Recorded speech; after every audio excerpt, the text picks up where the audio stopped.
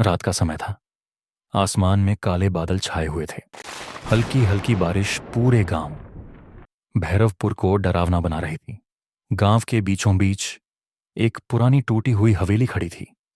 इतनी पुरानी कि लोग उसके पास जाने से भी डरते थे।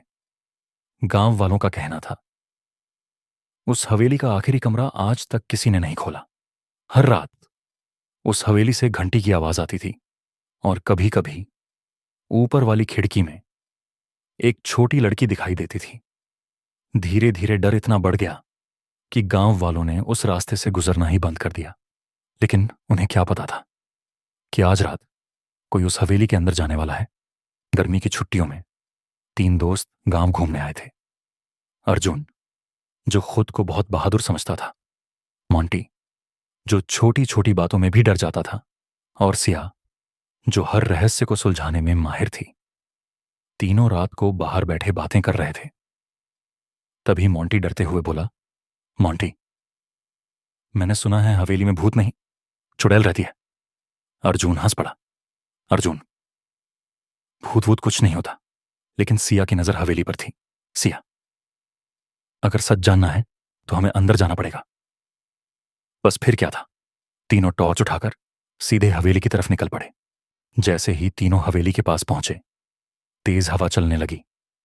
पुराना बड़ा दरवाजा धीरे धीरे अपने आप खुलने लगा। कर्र। अंदर हर तरफ धूल जमी हुई थी। दीवारों पर पुरानी तस्वीरें टंगी थीं और टूटी हुई घड़ियां। ऐसा लग रहा था जैसे यहां सालों से कोई नहीं आया। तभी ऊपर से आवाज आई, टन टन।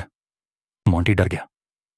मोंटी, भाई, ये नॉर्मल हवेली नहीं है।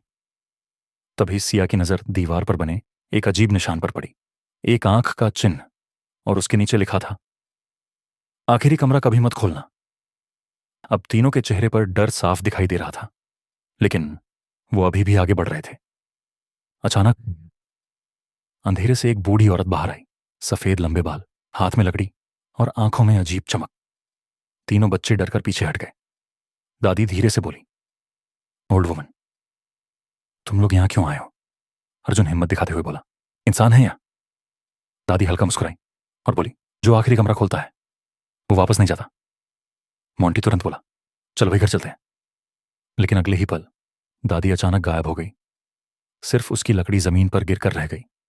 अब हवेली पहले से भी ज्यादा डरावनी लगने लगी थी। तीनों धीरे धीरे हवेली की ऊपरी मंजिल पर पहुंचे। वहां एक बड़ा दरवाजा था जिस पर भारी जंजीर लगी हुई थी। तभी अंदर से एक छोटी बच्ची के रोने की आवाज आने लगी। सिया घबराकर बोली, अंदर कोई फंसा हुआ है। अर्जुन ने पूरी ताकत से जंजीर तोड़ दी। दरवाजा खुलते ही तीनों हैरान रह गए। कमरा बाकी हवेली से बिल्कुल अलग था। सब कुछ नया और साफ। बीच में एक पुराना म्यूजिक बॉक्स रखा था और दीवार पर एक छोटी लड़की की तस्वीर। अचानक म्यूजिक बॉक्स अपने आप बजने लगा, धीमा डरावना संगीत। और तभी कमरे का दरवाजा जोर से बंद हो गया। कमरे की दीवारों पर लगी तस्वीरें अचानक बदलने लगीं। अब वहां वही बूढ़ी दादी दिखाई दे रही थी, लेकिन जवान रूप में। सिया समझ गई यह हवेली उनकी थी।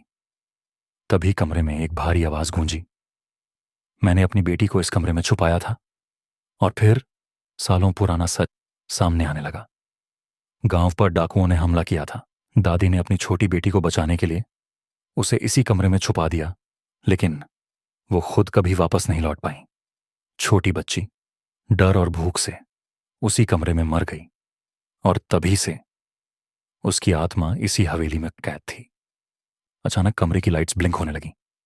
म्यूजिक बॉक्स तेजी से घूमने लगा और तस्वीर वाली लड़की धीरे धीरे बाहर आने लगी। उसकी आंखें पूरी काली थीं, लेकिन वो रो रही थी। मोंटी डरकर कांपने लगा, ये हमें मार देगी। लेकिन तभी सिया ने नोटिस किया कि लड़की बार बार एक पुरानी गुड़िया की तरफ देख रही थी। शायद धीरे से वो गुड़िया उठाती है और लड़की को दे देती है। अचानक पूरा कमरा शांत हो जाता है। लड़की मुस्कुराती है और धीरे धीरे हवा में गायब हो जाती है। उसकी आत्मा आखिरकार आजाद हो चुकी थी। पूरा कमरा तेज रोशनी से चमकने लगा। दादी की आत्मा फिर दिखाई दी। इस बार उनके चेहरे पर शांति थी।